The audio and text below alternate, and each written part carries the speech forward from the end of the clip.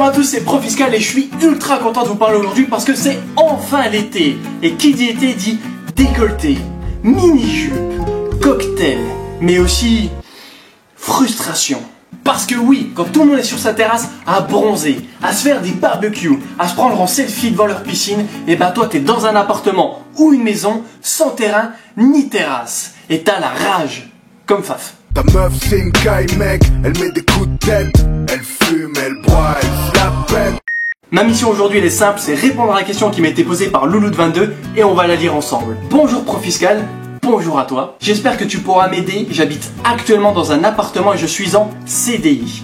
Mon appartement est petit, j'ai envie d'en changer, comment savoir combien je peux emprunter à la banque et à quelles conditions. J'ai peur de me faire avoir et n'ai pas le temps d'aller faire le tour des banques. Merci de ton aide et continue comme ça, t'es super, la bibise. Tout d'abord, merci à toi pour ta question Louloute, ça va en aider plus d'un, j'en suis certain. Ok tout le monde, écoutez-moi bien, ça va être important. N'attendez pas des autres qu'ils vous disent combien vous pouvez emprunter. Regardez d'abord dans votre budget combien vous pourriez rembourser par mois sans être pris à la gorge.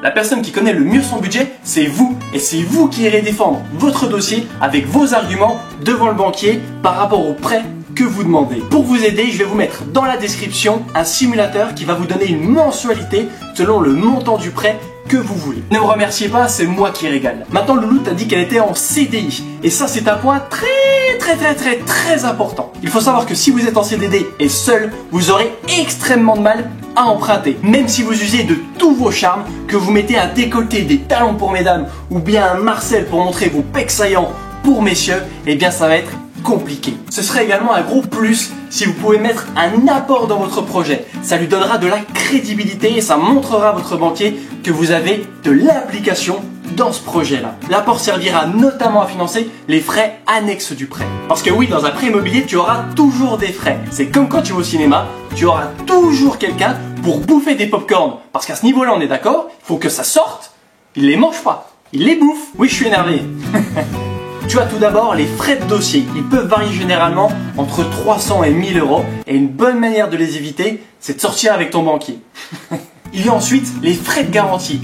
Eux vont varier selon le montant du prêt que tu vas demander. La plus connue, c'est l'hypothèque. Mais il y en a encore énormément d'autres. IPPD, crédit logement, tu en as vraiment beaucoup. La garantie sert à couvrir l'établissement prêteur si jamais tu venais à ne plus rembourser ton prêt. Il y a ensuite ce qu'on appelle les frais de notaire. Alors si tu achètes un appartement ou une maison qui est ancienne, eh bien ils vont être d'environ 7,5% du montant du bien. Si jamais tu achètes dans le neuf, les frais de notaire vont te coûter à peu près 2,5% du montant de ton bien. Tu as ensuite ce qu'on appelle le taux d'intérêt.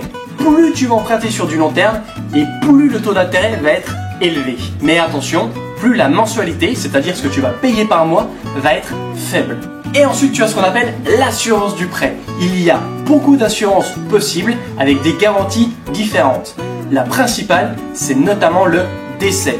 C'est-à-dire que si tu es assuré à 100% sur ton prêt et que tu venais à décéder, eh bien celui-ci serait remboursé par l'assurance. C'est plutôt pratique, donc ne néglige pas les garanties à l'intérieur de ton assurance par rapport à un tarif. C'est super important. Donc pour résumer, je te conseille d'avoir un CDI ou 3 ans d'ancienneté si jamais tu es à ton compte, d'avoir un apport même minime pour montrer ton application dans le projet et d'avoir bien préparé ton dossier en ayant fait par exemple une simulation pour connaître à peu près la durée sur laquelle tu souhaites emprunter et la mensualité qui va correspondre.